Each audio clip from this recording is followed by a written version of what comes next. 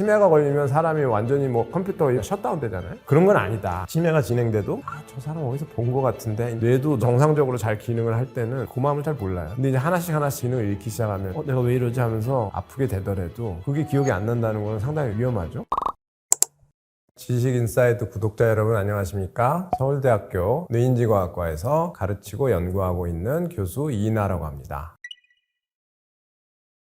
나이가 들면은 꼭 기억력이 떨어진다기보다는 치매 환자가 치매 증상을 겪기 전에 겪는 경미한 장애, 경도인지 장애라고 하거든요. 경도인지 장애가 오면 옆에 사람이 눈치챌 수 있을 정도로 기억력이 안 받쳐주기 때문에 말실수나 뭐 이런 것들이 나타나는데, 내가 오늘 깜빡깜빡 했는데 그게 치매인가? 뇌가 무언가를 기억하려면 몇 가지 조건이 만족이 되어야 하는데, 일단 필요한 거는 집중력이에요. 주의라고 하는데, 저는 그냥 스포트라이트에 항상 비유하는데, 깜깜한 무대에 스포트라이트가 쫙 비치면은 그 주변에 누가 있더라도 잘 안 보이고 그 스포트라이트가 딱 비친 사람만 보이잖아요. 그 스포트라이트가 주의라고 생각하면 될 것 같아요. 그런 스포트라이트 밑에 있는 것만 처리가 되고 학습이 되고 기억이 된다. 건망증이라고 하는 거 있잖아요. 기억을 형성했는데 잃어버렸다는 거잖아요. 근데 일반인들이 이제 건망증이라고 하는 상황을 잘 분석해 보면 의외로 기억이 형성조차 안 된 경우도 꽤 많아요. 특히 이제 물건을 어디다 놓거나 무슨 말을 누가 했는데 듣고 기억을 형성했다고 생각하고 나중에 기억을 꺼내려고 하는데 안 나온다. 내가 왜 이러지? 치매인가 봐. 특히 이제 나이 드신 분들은 걱정을 하시죠. 치매다 그러면 이제 기억을 담당하는 영역에 세포가 죽어나가기 때문에 상당히 극단적인 거죠. 그러니까 자기가 맨날 가던 출근길인데도 불구하고 집에서 딱 나왔는데 회사를 어떻게 가더라? 뭐 이런다든지, 그리고 또 자기 가족을 못 알아본다. 그러니까 뭔가 극단성에서 차이가 많이 나고, 또 자기가 늘 쓰던 빈번하게 나오던 기억인데 안 나온다는 거는 아까 말했던 자연적으로 기억이 안 나오는 그런 경우하고는 차원이 틀린 거죠.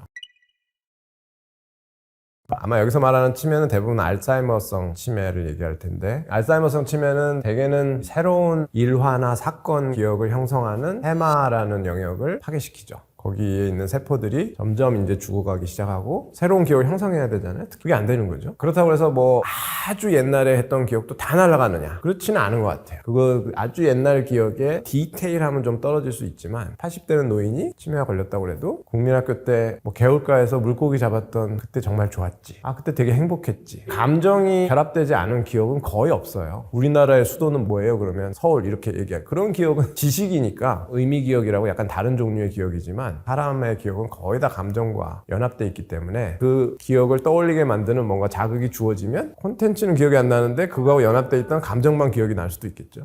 저거 내가 어디서 본 건가? 왜 이렇게 저걸 보니까 뭐 행복하지? 뭐 이럴 수도 있고. 해마는 사실은 굉장히 복합적인 자극을 하나의 그림으로 만드는데 굉장한 능력을 발휘하는 그런 구조예요. 이 방 안에도 카메라도 있고 조명도 있고 뭣도 있고 하는데, 그걸 하나의 어떤 그림으로 탁 넣어서 마치 사진 찍듯이, 그런 기억은 이제 형성이 불가능하지만, 카메라 하나만 기억하는 거, 다른 거하고 동떨어져서 저거 하나만 기억하고 이런 거는 해마가 없어도 어느 정도 가능해요. 그러니까 내 카메라인데 뭐 이렇게 얘기할 수도 있는 거예요. 그걸 어디서 봤는지는 기억이 안 나지만 저거 어디서 본 것 같다. 익숙함 신호가 발생돼요. 스티븐 앨리스 작가 메모리에 대한 책도 보면은 자기 할머니가 이제 치매였다고 하죠. 자기가 침대 옆에 가면 누군지 못 알아보는데 되게 행복해하고 그러는 거 보면 아마 자기를 알아보는 게 아닐까. 기억은 못 떠올리지만 감정 시스템은 자기를 알아보는 게 아닐까. 그런 얘기도 써놓고 했는데, 그런 게 실제로 존재한다고 생각해요. 치매가 걸리면 사람이 완전히 뭐 컴퓨터 셧다운 되잖아요. 그런 건 아니다. 뇌 영역이 어디가 먼저 기능을 잃느냐에 따라서 점진적으로 나타날 수 있는데, 감정만 따로 떠오를 수도 있고, 행복할 때는 뭐가 생각난다 이렇게 콘텐츠가 떠오를 수도 있고, 그래서 그렇게 분절돼 가지고 존재할 수 있는 이유는 뇌의 그것들을 담당하는 영역들이 다 다르기 때문이고, 그 영역들을 망가뜨리는 치매나 뇌 질환이 어떤 식으로 진행되면서 어디를 먼저 건드리느냐에 따라서 그 기억이 먼저 손상되기 시작하고, 나머지는 그냥 손상이 안 된 것처럼 보일 수도 있겠죠.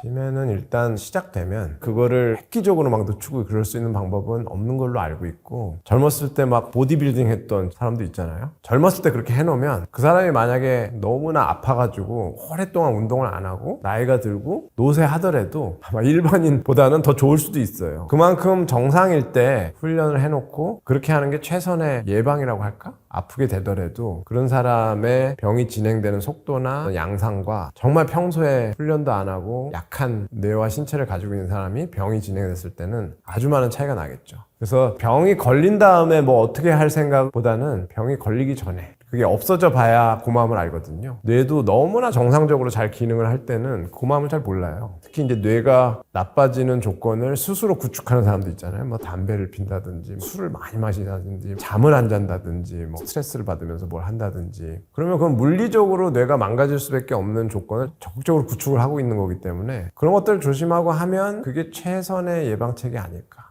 운동은 뇌뿐만 아니라 신체에도 좋다는 건 이미 과학적으로 상관은 굉장히 높다고 알려져 있죠. 특히 뇌에서 해마 같은 경우는 되게 뇌세포가 수가 줄어들면 줄어들었지 이게 뭐 다시 생겨나진 않을 것 같지만 해마에는 유일하게 그 뇌세포가 계속 생겨나는 현상이 있어요.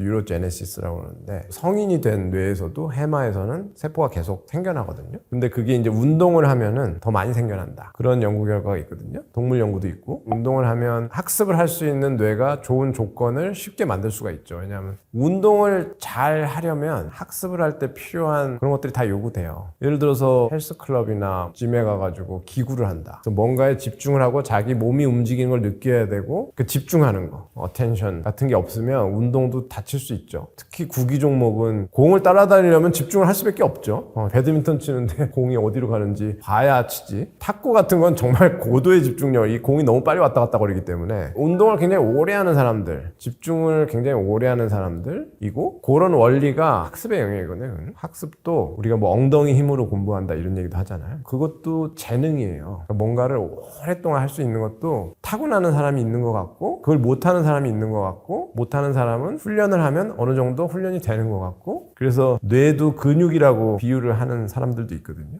정말 그 짐에 가서 훈련을 하듯이 뇌도 훈련을 다양하게 하면 운동을 한 사람과 안 한 사람이 차이가 많이 나듯이 학습을 할 때도 똑같이 차이가 나요. 아주 묘하게 닮아 있기 때문에 운동을 잘하는 사람이 어떤 학습을 못한다? 그건 아마 자기가 흥미가 없어서 그럴 가능성이 있지. 운동뿐만 아니라 악기 연주나 그 예체능이라고 하잖아요. 예능이나 체육 같은 걸 할 때 뇌가 그런 연습을 하는 게 학습에서도 그대로 적용이 되기 때문에 다 같은 영역이 아닌가. 일상생활에서 단서를 찾는 게 좋지 않을까. 자기가 늘 되던 게 안 된다든지 혹은 주변에 있는 사람들이 얘기를 해주면 그걸 좀 심각하게 받아들여야 되는 경우가 많은데 아까 뭐 기억력이 깜빡깜빡 한다든지 그런 것도 자기가 평소에 그러지 않았는데 그리고 자기가 뭐 갑자기 바빠진 것도 없는데 그런다면은 그거는 이 뇌 쪽으로 뭔가 이상이 있을 수도 있는 거죠. 그런 경우에 꼭 뇌 질환이 시작됐다기보다는 자기가 굉장한 스트레스 상황에 있을 수도 있고 오랫동안 잠을 못 자다든지 내가 갑자기 왜 이러나 뭐 요즘에 잠을 못 자고 계속 뭘 해서 그런가 뭐 그런 원인들을 개선시켜보고 그랬는데도 계속해서 그런다 그러면 그거는 병원에 가봐야 될 일인 거죠. 제일 흔한 게 이제 한 얘기 또 하고 하는 사람들 있잖아요. 술을 안 마셨는데도 그러면 그건 진짜 위험한 사인이고 술을 마시더라도 같은 장소에 계속 앉아서 자기가 계속 얘기를 했는데 10분 전에 한 얘기를 기억을 못하고 또 한다. 그거는 건강한 뇌가 아니에요. 뇌 영역이 상당히 쉽게 기능을 잃어버리는 취약한 상태인 거죠. 그러니까 자기가 얘기를 하고 있는 상황이라는 거는 굉장히 액티브하게 인지적인 작용이 있는 상황인데 그게 기억이 안 난다는 거는 상당히 위험하죠. 아니면은 어디를 가봤는데 친구들이랑 같이 갔는데 다른 사람 다 기억하는데 나만 기억을 못 한다든지 그게 한 번 일회성이 아니고 자주 그런다든지 평상시에 의외로 사람들이 자기의 뇌가 어떤 식으로 작동을 해야 정상이라는 거를 잘 알고 있어요. 그래서 거기서 조금만 벗어나도 느끼게 돼 있어 이거를. 근데 이제 뭐 그럴 수도 있지 하고 넘어갈 수 있는 게 있고 아닐 수도 있는데 그거를 주변 사람들이 지적을 하기 시작하면 그건 정말 심각한 거고 제일 좋은 거는 그런 상황이 오지 않게 건강한 그 생활 습관을 가지고 굉장히 디테일하게 기억하려고 애쓰고 그게 훈련이거든요. 체육관 가고 뭐 러닝하고 이런 것만 신경을 쓰시는 분들이 많은데 뇌도 그렇게 매일 뭔가 훈련을 시켜줘야 돼요. 근데 이제 회사에서 하는 일이나 자기가 하는 일이 굉장히 단순한 경우에 특정 종류의 일만 계속 하는 경우에는 뇌를 골고루 쓰질 않기 때문에 뇌는 골고루 이렇게 자극을 해줘야 되는데 그런 경우에는 자기가 뭔가 엑스트라로 내 회사가 채워주지 못하는 그런 활동을 해야 질환이나 노화로 인해서 퇴화 가능성이 좀 낮아지는데 늦춰지거나 근데 한쪽 뇌만 계속 쓰고 다른 데는 별로 쓸 일이 없어. 이러면 이게 좀 문제가 되는 것 같아요. 요즘에 생각나는 거는 집중을 오래 하지 않는 뭐 쇼폼 같은 거 대표적인 거죠. 예를 들어서 굉장히 장편 영화를 봤다. 그러면 그 안에 굉장히 많은 맥락들이 있고 그 맥락을 자기가 받아들이면서 사람마다 다른 맥락을 형성하고 스토리를 얘기해보라고 하면 약간씩 다르게 얘기하고 그 다르다는 게 되게 중요한 거거든요. 책 같은 것도 굉장히 호흡이 긴 책을 읽고 음악도 되게 호흡이 긴 음악을 듣고 할 때 그 안에서 이 뇌세포들이 서로 다르게 연결될 가능성이 높아지고 그러면서 자기의 개성이 점점 더 강해질 수 있는 기회거든요, 그게. 근데 이제 뭐 쇼폼이니 이런 굉장히 호흡이 짧은 정보 처리의 형태들은 그런 커넥션이 만들어질 시간 자체를 주질 않기 때문에 그런데도 그거 재밌던데요? 재미는 있지. 왜냐하면 굉장히 원초적인 즐거움이나 본능에 호소하는 영상들이 많기 때문에 그런 맥락을 몰라도 이해돼야만 그 짧은 시간에 사람들이 즐거움을 느끼기 때문에 그러니까 맥락 없이 해석할 수 있는 자극인 거죠. 그러니까 거의 조건반사 같은 파블로프의 개 학습 같은 종이 울리면 침을 흘리고 다음으로 넘어가고 뇌를 그런 식으로만 쓰기에는 이거는 너무나 복잡한 맥락을 잘 형성할 수 있게 만들고 아주 유니크하게 개성을 가지고 뭔가 할 수 있게 만들어진 엄청난 디바이스이기 때문에 4억짜리 스포츠카를 사가지고 100m 앞에 있는 동네 마트만 맨날 왔다 갔다 해. 그런 거하고 비슷한 거니까 뇌과학자가 볼 때는 야, 저 우수한 거를 두뇌 속에 넣고 100m 앞에 마트만 왔다 갔다 할까?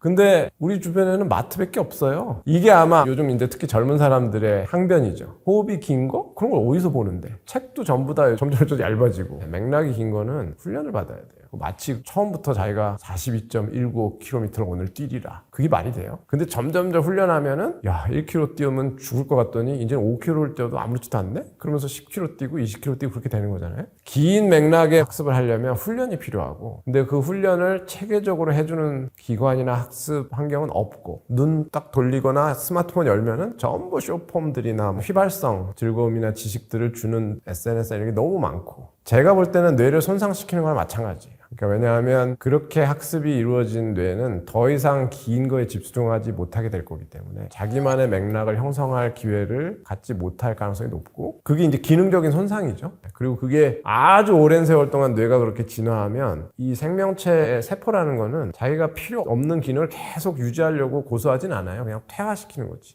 그러면은 계속 인류가 복잡한 결정은 다 AI가 하고 사람은 맨날 쇼폼이나 보고 이러고 조금만 복잡해져도 아 머리 아파 못할 것 같아 이렇게 되겠죠. 그러니까 사회가 한 번쯤은 멈춰서 생각해 봐야 된다고 생각해요. 멀티태스킹은 반대인 것 같아. 멀티태스킹을 한다는 사람 중에 진정한 멀티태스킹을 하는 사람은 별로 없어요. 어텐션에 대한 컨트롤이 굉장히 훈련이 잘 된 사람들. 이것저것 해요. 그러니까 벌려놔. 근데 여기에 집중을 할 때는 굉장히 집중을 했다가 집중을 뗄 때는 또 아주 잘 떼가지고 여기다 또 갖다 붙이고 그게 습관이 되면은 한 가지를 오래 못해. 이게 일만 벌려놓고 하나도 끝내질 못하고 이런 거하고는 약간 다르죠. 그런 사람들은 이제 멀티태스킹을 한다고 볼 수는 있죠. 근데 그거는 상당한 훈련이 필요해요. 멀티태스킹이라고 그걸 부른다면은 그 1번, 2번, 3번 과제의 성격이 달라야 돼. 그러니까 1번 과제는 굉장히 창의적으로 뭔가를 만들어내야 하는 거고 근데 2번 과제는 그냥 약간 단순 과제야. 카피해가지고 붙이고 뭐 있던 거를 약간 수정하는 정도? 또 3번 과제는 뭐 1번과 2번의 중간 정도의 에너지를 필요로 한다든지 그러니까 서로 이질적인 과제들을 하면 뇌 영역 중에 그거를 수행하는 영역들이 조금씩 다르기 때문에 지치지 않고 멀티태스킹을 할 수가 있는 것 같아요. 근데 이제 비슷한 자기가 소설가인데 A라는 소설을 쓰고 있다가 또 B라는 소설을 완전히 다른 스토리를 쓰고 그거는 불가능할 것 같아요.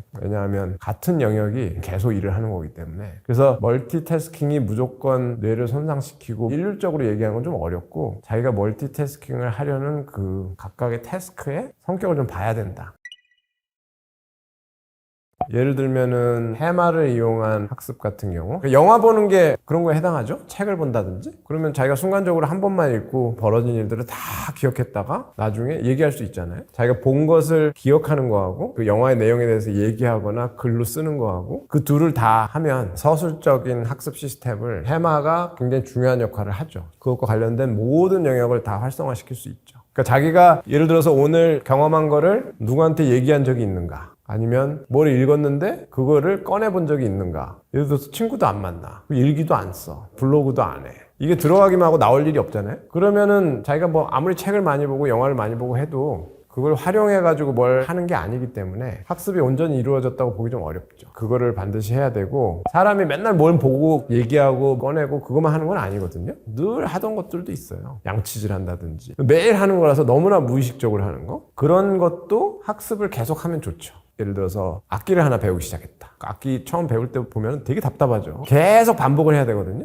아까 서술적 학습에 비해서 비서술적 학습, 이건 말이 필요 없고 의식이 필요 없는 다른 종류의 학습이거든요. 그런 루틴 같은 것들. 크게 말하면 그런 이질적인 학습 시스템들을 어떤 게 있다는 걸 일단 알아야 돼요. 알고 자기 생활을 한번 이렇게 분석을 해보시고 내 생활에서 이런 해마를 쓰는 종류의 학습은 얼마나 많이 벌어지고 있고, 만약에 사람을 많이 만나는 직업을 가지고 있다, 기자다 예를 들어서, 그러면 해마를 엄청 쓰지. 근데 그런 사람들은 오히려 해마만 쓰다가 이제 번아웃이 올 수 있는 거죠. 반대로 단순 반복적인 학습만 하는 사람, 숙련공이라든지 뭐 숙련자 붙는 사람들, 그런 사람도 반대로 번아웃이 올 수 있거든요. 뇌를 비롯해서 이 생명체의 시스템은 밸런스가 중요해요. 균형이. 한쪽으로 치우치면은 부적응적인 상태로 들어가는 건데, 그 밸런스를 딱 이루게 되면 뇌가 해피하죠. 뇌는 아주 미묘한 경쟁 관계가 있기 때문에 한쪽이 너무 잘하면은 얘가 자기도 써달라고 막 징징대는 경우가 많아요. 그런 걸 달래줘야지. 그래서 자기가 자꾸 그렇게 액티브하게 새로운 학습을 그리고 계속하는 건 되게 중요한 것 같아. 그래서 자기가 하는 학습들의 종류나 얼마나 이질적인 학습 시스템을 쓰고 있는가, 그래서 아닌 거는 이렇게 보충을 해주고 양쪽이 어느 정도는 밸런스가 돼 있는 게 좋은 학습 시스템이에요.